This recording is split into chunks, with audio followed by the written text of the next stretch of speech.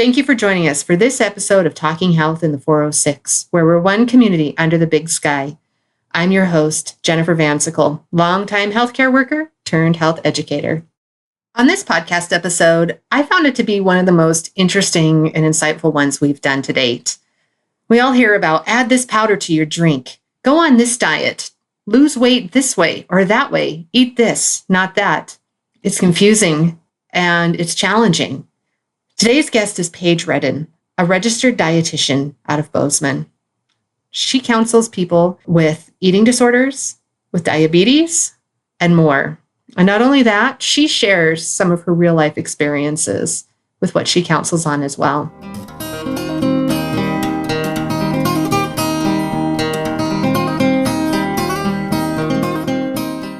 So, Paige, you live in the booming metropolis of Bozeman now, right? I do. And so where are you from, Bozeman originally, or where did you grow up? Tell me about your background. Well, I like to say that I've been here for 19 years, so I'm feeling like I'm solidly a Bozemanite.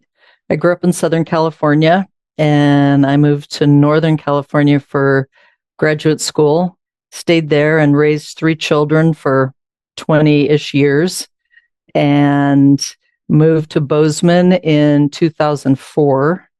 My son had graduated from high school and he said, "You guys are crazy. Go on." I'm staying in California, but my daughters were in high school, just starting high school, and they came, and everybody has stayed with a few little hiatuses moving to different places. The kids have moved back to Bozeman, and now I have grandchildren here, and I feel so incredibly lucky. Perfect. And then tell me about your professional background. So you're a registered dietitian, I understand. And so tell me, what is a registered dietitian to start with, and how did you get into that? I actually had an eating disorder through my 20s, to my teens and 20s, and there really wasn't any treatment back then for eating disorders unless you were really on death's door. So I decided to go back to college. I had a degree in anthropology, and I decided to go back and get a degree in nutrition to try to figure out this food piece on my own. I don't even remember there being a unit in my undergraduate and graduate work for nutrition on eating disorders, but I started slowly to get a grip on my relationship with food. A registered dietitian it's sort of like a registered nurse in the sense that we are experts in our field, and you have to be registered, you have to be licensed. We are the ones who talk, I think, reasonably to people about food and their relationship to food and their body. There's a huge diet industry and wellness industry that confuse people a lot. So most of my day is trying to help people understand the real science behind how our bodies work and how we get nourished. Interesting. I got a lot of different points I want to follow up with you on there. As far as your eating disorder, if we're able to kind of talk about that. So for me, it was dieting starting at the age of, 14, I suppose.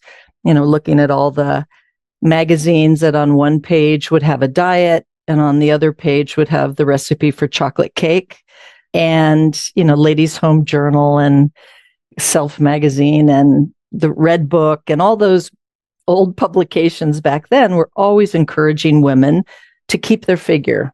And so at the age of 14, somehow I had decided that my figure was worth changing, which of course I look back now and I had an adorable 14-year-old, perfectly normal figure, but I started dieting, which now we call restricting. And that begets what now I would call binging, because if you're a growing child and you starve all day, you have an apple at lunch, no breakfast, you come home for school, you're ravenous. And now I understand there's a part of our brain that says, okay, I pulled you through the last 8 hours with no nourishment. Now you're going to eat. And so then slowly, a friend of mine actually was quite the dieter as well. And she suggested we use laxatives for those times that we felt we had eaten too much. And then we discovered throwing up. So it was a combination of restricting, laxatives, purging. Later on in my 20s, I started over exercising, just a constant attempt to control the body, but really now, in the work that I do with people with eating disorders, I have such an understanding of how my brain was trying to save me by insisting that I did eat, and all of the attempts that I was trying to use that were going against the way my brain programs. Any of our brains program, right? The brain has to have nourishment. When we deny the brain nourishment, we will overeat. We may binge. What's scary to me today are all the diets from the fitness industry that encourage cheat days. So basically you're restricting all week, and then you have a cheat day, and that cheat day for many people becomes a binge day. And there's a part of the brain that gets really triggered by that and says, okay, do that again, do that again, do that again. And eating disorders are born very easily that way. Interesting. Oh, yeah. And that's funny you mentioned that, because I follow Dwayne Johnson, The Rock, on Instagram and Facebook. And he does that. He gets up at 3 a.m., weight lifts, exercises like crazy. Granted, he's got some insane muscles, but yeah, at Sunday, he'll post pictures of his stacks of pancakes and the couple dozen cookies he eats. And it's his cheat day. And that's fascinating. I mean, and then how does the body receive all that food after having really our intestinal tract slows down when there's not a lot of food coming through. So then at the end of the week, you binge, and now, it's like a traffic jam through a small tunnel. And then, people feel terrible the next day. They are so sick. So then that encourages you to restrict again, right? Oh, I feel terrible. I've done something terrible. I'll restrict again. And this binge restriction cycle just continues and continues without an interruption. And you need a serious interruption to stop. It's real abuse to the body. That's fascinating, because it's so spot on, even as adults, and there's constant pressure, even the clothing industry. Okay, how are you ever supposed to button this waistband? Normal human. Yeah. Well, I just recently sent away for 3 different pairs of jeans, all the exact same size. And 2 of them I had to send back because there was no way that button was going to button with any kind of comfort. So we judge our body based on our blue jeans, and we judge our bodies based, that's why I think leggings are wonderful, because we're so much more comfortable, as they hold our body so much more gently than jeans. And it's pretty twisted to think that our discomfort with ourselves comes from trying to force ourselves into clothing. And what I spend a lot of time convincing my clients to do is just go buy some new pants so that you're comfortable. You're allowed to be comfortable. When you're focused on literally physically your clothing being too tight and not feeling good, then where your mind goes is how you're not going to have lunch, or you're going to have a small dinner, or tomorrow I'm going to go on a diet, or the next day I'm going to hit the gym. You're trying to fit into something that doesn't deserve to be fit into. Absolutely. And it puts so much pressure on you, too, as I'm sitting here thinking, we have social media where everything looks perfect. And then, you think you need to look perfect. I got to get to the gym. I need to eat a salad, but yet I have a full-time job. I have to work, a household we got to take care of. And it really adds to the negativity and the stress. Right. Without a doubt. Right. Yeah. Exactly. Yeah. Well, and then it makes me wonder too, what does the average person do? You look online for weight loss, and you get the diet industry, keto, do Atkins, buy this cleanse, add this powder to your drink. What does a person do to get guidance on this without, needing to go see somebody like you, Paige, or to find somebody like you? If someone's trying to tell you something, forget it. Right. If they're selling you something, they're just part of it all. I think since COVID, the wellness industry has just exploded with intermittent fasting, being tested for food intolerances, that for blood tests that are very unreliable. We are under a lot of stress in the world today, and we take it in, and that stress drops from our brain into our gut. And then we think it's our food that's causing the problem. So I think that for people to, first of all, someone comes into my office, I'm going to find out what their life is like, where their stressors are, and start working on those things first. Food comes down the road because honestly, 9 times out of 10, nobody has an allergy to a food. Very few people have actual intolerances to food. It's the patterns in which they eat, by which they eat, like not eating breakfast, a little something for lunch, and then big dinner and eating into the evening, again, kind of causes that plugging up the tunnel, and the gut just can't handle that kind of pattern of eating. And so, really, I try to help people to realize that they really do need to spread their food out throughout the day, and that they're not going to be starving at night. They're not going to be overeating at night if their brain got fully nourished throughout the day. I see it happen over and over and over and over, where binging just stops, or overeating, or those cravings in the evening just go away when the brain relaxes and says, thanks. You gave me the nourishment I needed earlier, much earlier in the day. So I would say, if someone's really struggling, honestly, find a registered dietitian, someone who's not going to sell you anything, no supplements, no protein powder, none of that stuff, because that's not what basic nutrition is all about. Human body's not that complicated. Probably somebody who your healthcare provider can recommend, or if they can bill insurance, there's probably a good tip off that you're dealing with a professional and not someone trained, some online company pyramid scheme. Yeah. It makes me wonder, kind of staying on the same subject, as a parent, what if you see in your child kind of what you went through there, Paige? What if you're a parent sitting here watching your daughter or your son start over-exercising, you're skipping breakfast and eating that apple at lunch? And we've been through all of that. My children are now in their mid-30s. So, definitely they were influenced by the diet and fitness industry when they were in their, I'd say, late teens, early to mid-20s. But I'll have to tell you that I too was learning about what the diet industry was really filling us with. I mean, for a long time, I was encouraging people to lose weight, thinking that was the way to health. Now we know that BMI has very little to do with someone's overall health. So as I was watching my kids diet, as I was watching one of my daughters purging for a little while, part of our medical system was also growing. And so I was learning alongside them that this is all crazy making.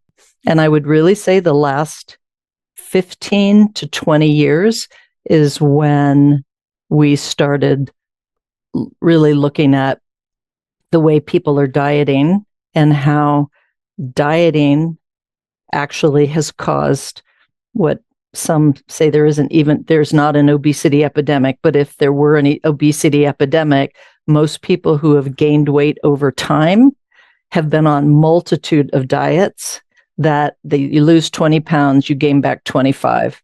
You lose 30 pounds, you gain back 35. Dieting just absolutely does not work. And it's looking at what our stressors are in our life and making adjustments to those things before we start sort of pointing at food, or that our shape and size is the thing that makes us so unhappy. And I would say that my kids have all really embraced that now. But I definitely, 15 years ago, was watching them struggle through what everybody was struggling through. And they don't follow people on Instagram who claim to eat in a certain way. If anything, they see one and they send it to me and go, God, can you believe this? This woman says she eats 25 oranges a day. That's all she eats. We got to use common sense also. And I think things like intermittent fasting, okay, if you want to give up breakfast, that's basically all you're doing is giving up a meal. And some people might lose a little weight on it. Some people might not, but there's not science behind going 12 or 16 hours without eating. You're just basically cutting out a meal. And if you're not eating the amount of calories your brain needs, and your brain gets about a third of all of your calories all day, If it's depleted, eat more at the end of the day than that breakfast would have provided you. Mm-hmm. When should people lose weight? There are medical conditions that we know might benefit from some weight loss. And it's generally a pretty small amount of weight loss, 5 to 10% of total body weight. So it might be 5 pounds or 15 pounds for a lot of people, certainly not the 25 or 30 pounds that they think they're supposed to lose. The first condition that comes to my mind that benefits from that kind of weight drop is hypertension. If you have high blood pressure, probably one of the first things your physician talked to you about was losing some weight. But usually people go to that, I've got to lose a lot of weight and I've got to do it fast because this is really scary. My blood pressure is high. But any rapid weight loss, the brain is not going to appreciate and will try to get that right back on. So what's really recommended now is a weight loss of 1 to 2 pounds a month. So hypertension, diabetes, blood sugar control could benefit from some weight loss. And generally, it's going to be much more effective when a person has prediabetes than when they've actually been finally diagnosed with type 2 diabetes. Insulin resistance is when your cells, the little receptor sites on your cells, are misshapen because the fat in the cell has misshapen the outside of the cell. So a little bit of weight loss snaps those receptor sites back into shape. The insulin recognizes it, blood sugars go down, but it's a pretty small amount of weight. And there's not a lot of proof that weight loss will improve cholesterol. It might. And you notice that with each one of these, I say it might, weight loss might help. It doesn't always help because the way in which we store fat is not the only reason why our blood pressure is up, or it's not the only reason why our blood sugar is higher or cholesterol. But it's certainly worth an effort. But I would say if your effort's going to be one of the latest diets, don't even bother because your weight will come off and it will come back on. I mean, I think it's a 98% chance of regaining weight in a year after going on a rapid weight loss diet. And anything more than a couple pounds a month is to your brain is considered rapid weight loss. It wants it back. 1 to 2 pounds a month that's interesting. And it's a slow process, but in 6 months, you've lost enough that it's probably already beginning to benefit your blood pressure or your blood sugar. And you've been able to make adjustments in your lifestyle. You've been able to eat some of the food that you've wanted to eat so that it's not a drastic panic. I know the people who've lost 80 pounds are now in this panic mode of how in the world do I keep this off? What do I do now? And when I work with clients, I spend at least the first month figuring out their lifestyle and what needs to be managed before we even get to that place of how to reduce portions to actually start reducing weight. It's looking at the whole picture. Yeah. And I'm curious if sleep is in that. Do you talk sleep at all? Number of hours? Always ask about sleep. Yeah. People think that if I stay up late, then I'm burning more calories. But the fact is, it's too stressful on the brain and the body to not get at least 8 hours of sleep. And so your body goes into more of a stress mode and wants to hold on to fat if you're not getting adequate sleep.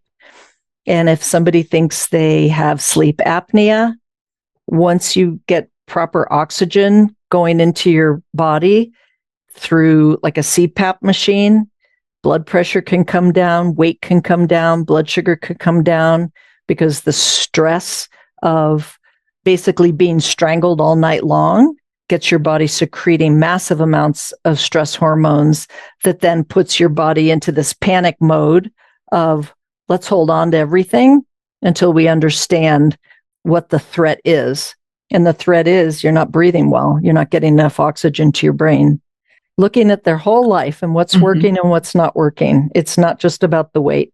Yeah, I can see that. Even career, family, I could see where that would have an influence as well. Definitely. Like you say, the stressors. Yeah. I heard an interesting term at our state diabetes conference a couple weeks ago. I think it was called werewolf eating, where you behave all day, and then when the sun goes down and the moon comes up, you binge, you go Love just it. eat And like crazy. People wake up in the middle of the night and will binge.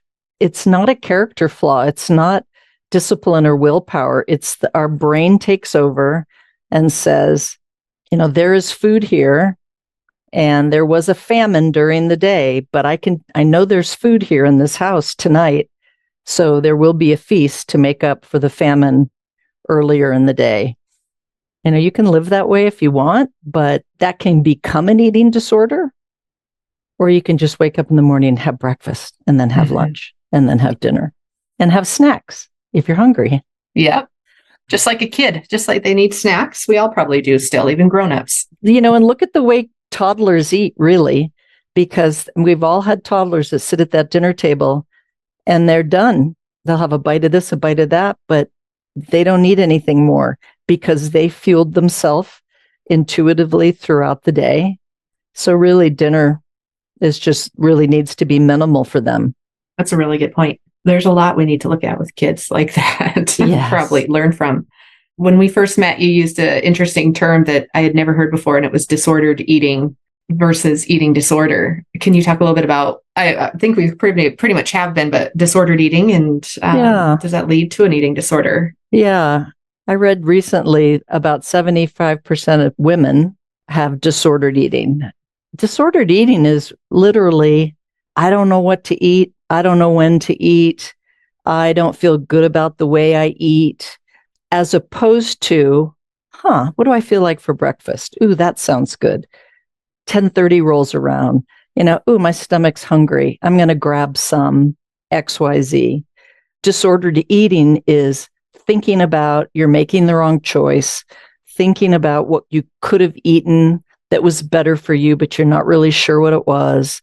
Just this overthinking of food, and then resulting in restriction, overeating, patterns that just don't feel good, on and off diets. An eating disorder is when there's a mental health component under it.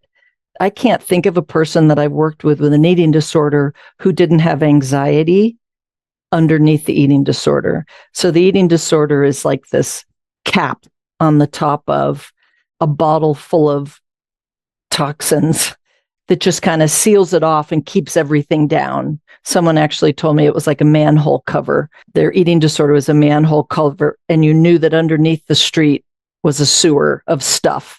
And that's the anxiety. And under anxiety are feelings. And the feelings are the things that we need to get to in order to quiet the anxiety and then no longer need the eating disorder behaviors to quiet them down. Eating disorder behaviors are very effective in reducing anxiety for a little bit, but a brain that's not fully nourished will really act out with much more anxiety, with depression, suicidality, because it's just not nourished. So disordered eating is a quieter version, but it certainly can flop over into an eating disorder pretty quickly. Interesting. And I would suspect there's a lot that have disordered eating in the world. Very, very common. I would guess, just thinking, looking around. Right. And you just look at the influencers and they're telling you what they ate for the day, and somehow you're supposed to eat what they ate. There's so much influence around that if we don't shut that out and just listen to our own gut instincts about how to nourish ourselves, it really does lead to disordered eating and eating disorders. Very true. Very interesting for sure. And then Paige, just to kind of shift gears a little bit. So you get referrals for eating disorders, but you opened up your private practice thinking it would be more for diabetes education, is my understanding. But can you tell us how diabetes touched your life? Can you tell us that story? Yeah. When I was doing my graduate work in nutrition, a friend asked me if I would take over a diabetes education class at a local nonprofit. That's when I was living in Northern California. And I thought, well, I guess I should. And I really didn't know much about diabetes except for the fact that my brother had been diagnosed when he was 15. But he pretty much managed it on his own. It wasn't a huge issue for our family at all. So, as a registered dietitian, I went and did my part in the diabetes education class. And I thought, oh my God, I love this. There's actual cause and effect. Like you eat this food and your blood sugar does that. Oh, I could really help people. I could really teach them about how carbohydrates increase their blood sugar and how to manage them. And it was just at that time when the American Diabetes Association was talking about this thing called carbohydrate counting. And I thought, oh, I love this because there's freedom with food as long as you know what your blood sugar is, and then you learn how to manage your insulin or medications. And at that time, there were like 2 different pills for type 2 diabetes. There was hardly anything. So that just was a whirlwind for me, that was the diabetes education was where I belonged. And as a dietitian, and I became a certified diabetes educator. I worked for this nonprofit for about 12 years. And then I was enticed to move over into industry for a Johnson & Johnson company by the name of LifeScan. They had the one-touch meters, and I developed medical education for healthcare professionals, for doctors and nurses and pharmacists and dietitians, and traveled around the country conducting live programs. Now everything's over Zoom, but live programs, and absolutely loved that and felt like my reach was much farther because I was no longer teaching people with diabetes how to care for themselves, but I was teaching the providers who then would be taking care of the person with diabetes. And that felt wonderful. In the midst of all that, I wasn't feeling particularly well. And I had what we thought was gestational diabetes with both of my pregnancies. And I just remember coming home after teaching a diabetes education class and thinking, maybe I ought to test my blood sugar. I have not been feeling well. And all the signs and symptoms of hyperglycemia, I was just rattling off in class and thought, those sound pretty familiar. So I tested my blood sugars and I was in the high 200s and thought, okay, hold on. And what would normal be, Paige? What would for a blood sugar? What? 100, 90. Okay. And I thought, hold on, I'm normal weight. I'm physically active. I was 38 years old and I was too young to have type 2 in my mind, too old to have type 1 in my mind. And anyway, I went to my doctor and I was diagnosed with type 2 diabetes at the time, but it really wasn't until about a year later that an article came out in the New England Journal of Medicine about this thing called latent autoimmune diabetes in adults, which is basically type 1 that occurs later on, like when you're 38. So I was diagnosed with type 1 diabetes as I was a diabetes educator teaching classes about diabetes. And I was not happy about it at all. I thought I'd much rather be the teacher than the student, but here I was. We tried various pills for a little while that didn't work. I got on insulin. That was fine. And then it was about 2 years later that I started an insulin pump. And I've been on an insulin pump ever since. That year or so in between there, when you were diagnosed with type 2, were they having a hard time getting it under control because they thought they were a completely different plan of attack with type 2 than type 1? Yeah. I just remember I went completely blank as to how do I care for myself with diabetes. And yes, I was on a sulfonylurea then. There was a medication called Reslin. That was kind of a new cutting edge medication. Metformin came out a little bit later. I was just trying anything and everything, but basically I wasn't eating carbohydrates and I was exercising a lot. I felt like I had kind of ridden the wave of the eating disorder and I was on my way down, but I will tell you that there was probably a year there that the over exercising and the eating a lot fewer carbohydrates really, my eating disorder really loved that. Like, oh, that's a plan. Okay, we can do that. And you don't feel well when you do both those things all the time. So it was a crawling back out of that kind of headspace. And then really it was going on insulin that freed me up because I really could eat again and I didn't have to over exercise to control my blood sugars. And I was just really lucky that that article came out when it did, because then my doctor actually tested me for the antibodies for type 1 diabetes, because he didn't do it prior to that. And I remember him calling and saying, I owe you an apology. You have type 1 diabetes. And I said, well, you don't owe me an apology. I'm just glad we know it now. And I know the best way to control it is insulin, period. Yeah. Yeah. I can think of those 30-year-olds. I used to do an ultrasound on them in the ICU when they would get diagnosed with diabetes. They'd come in with diabetic ketoacidosis. They'd be in tough shape. And I mean, it's happening every day. And so we just hope that providers are up on that and realize that don't box people in based on age. Definitely. Definitely. Yeah.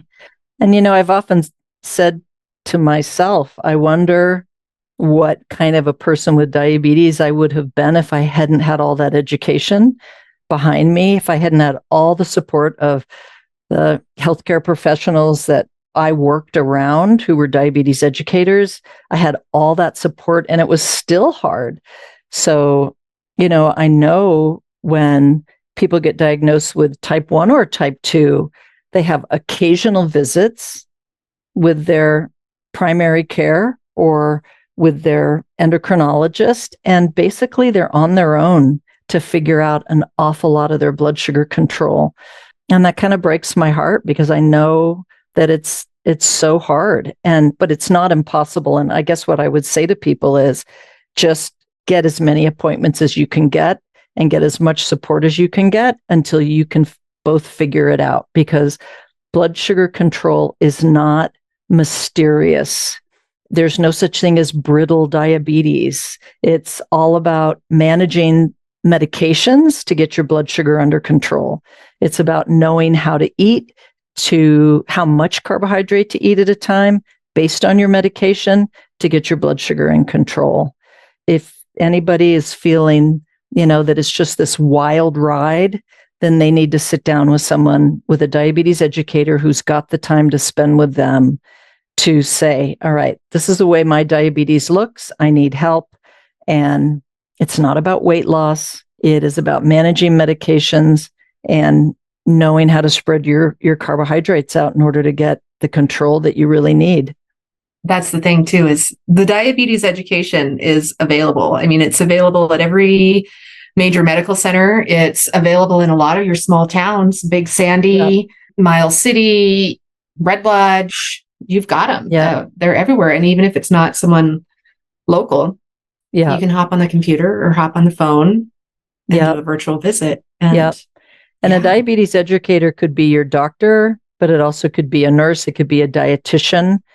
I mean, a dietitian can help you with your blood sugar control, with your medicine management, as well as the carbohydrate piece.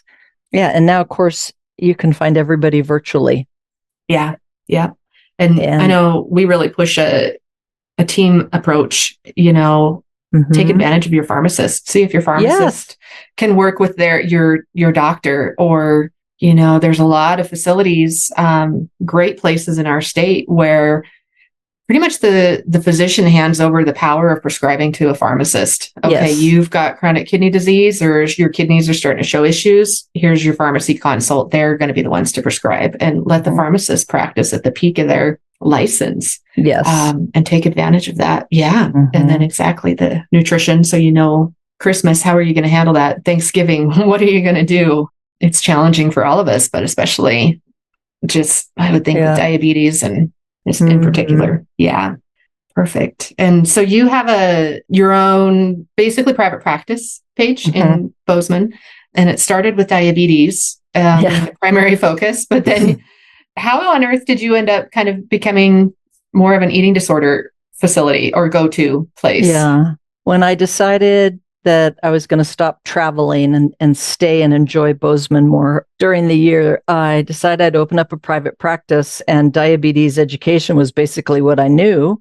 Honestly, I was hardly getting any referrals for diabetes education. People were referring people who were struggling with eating to the dietitian. Makes sense, but I thought, oh, I got to shift gears here and learn about disordered eating, learn about eating disorders. So easily 60% of referrals were people coming with those concerns, as well as people with things like IBS, digestive disorders.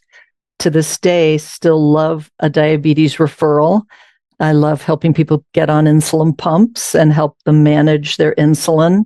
But I would say that really the majority of who I see now have eating disorder eating, or some kind of GI issues. So I just got a whole bunch of books and sat down and started reading like crazy. I thought, honestly, I really kind of didn't want to do eating disorders because I wasn't 100% sure I'd figured mine out. And it really helped me see the trajectory of the course of my recovery, even though I wasn't ported by a dietitian or a therapist or any kind of eating disorder program. I just knew that I wanted to get rid of those behaviors. And I read as much as I could, and I kind of did my own self-recovery. And for anyone who ever wonders if people really do recover from eating disorders, yes, they do. But it takes a lot of work. I was just going to ask that because I'm sitting here as I'm listening to thinking, with the eating disorder, I wonder if it's like you hear people who quit smoking and 30 years later they say, oh, all I want to do every morning is have a cigarette and a cup of coffee. Yeah. Or somebody who has, recovered from alcoholism. It's a lifelong battle. Is it? Yeah. Do you feel like it's the same? Do you feel like you're constantly having to fight going back into those old habits and those old tendencies? Or does it get easier? The behaviors, once you stop actively using them, the request in your mind to use them goes away. What doesn't go away is the influence of our culture on how we're supposed to look. And you add on top of that our aging process, perimenopause and menopause. And remind me to give you some really good books at some point here, because I want to be able to recommend some books. But just the natural progression of a woman's body as she becomes less young. And men go through the exact same thing. I think for me and for a lot of people, it's when winter comes. Now you're pulling out your winter clothes. And again, it's the clothing, right? You pull those jeans back on, or the snow pants, the ski pants on, and you go, oh, these would feel a lot more comfortable if I lost 5 pounds, 10 pounds. Those can definitely be triggers. Absolutely. And I think that what's important is that we know that our shape and size absolutely is going to change throughout our life. Our bodies change and morph. And maybe it's, maybe you buy a new pair of pants, or maybe you get a rubber band and extend that little waistband just a little bit, because the comfort is 100%. Or the discomfort is 100% of what will trigger going back into behaviors. And I think for most people, do I have restrictive thoughts? Absolutely. Life's about living. Life is about living. Life's about chocolate. It is. Yeah. Our brain is always thinking. It's always giving us negative and positive. And I think we have to expect that we'll have those thoughts, very influenced by our culture.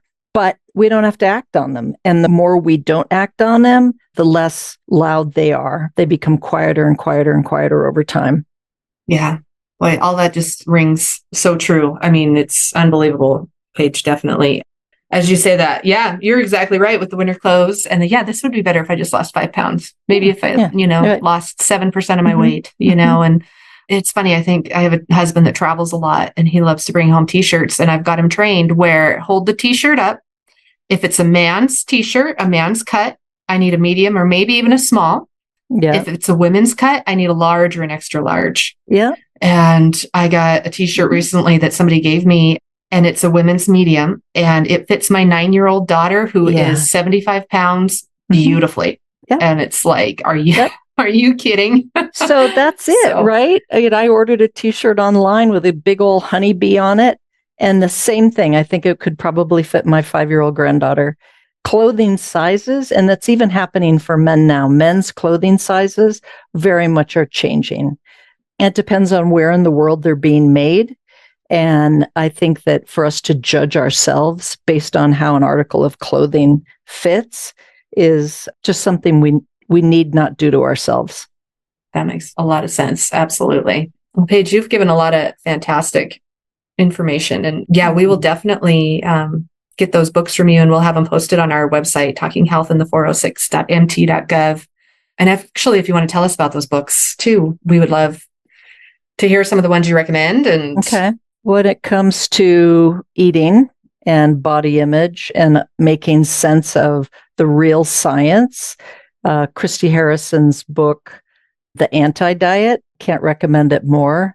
If you are confused about the validity of BMI and why does your doctor always bring up BMI and why is there always a mention to lose another 10 or 15 pounds, she does an incredible job of putting all the science together and the history of when bathroom scales came into our homes. What did we do before that?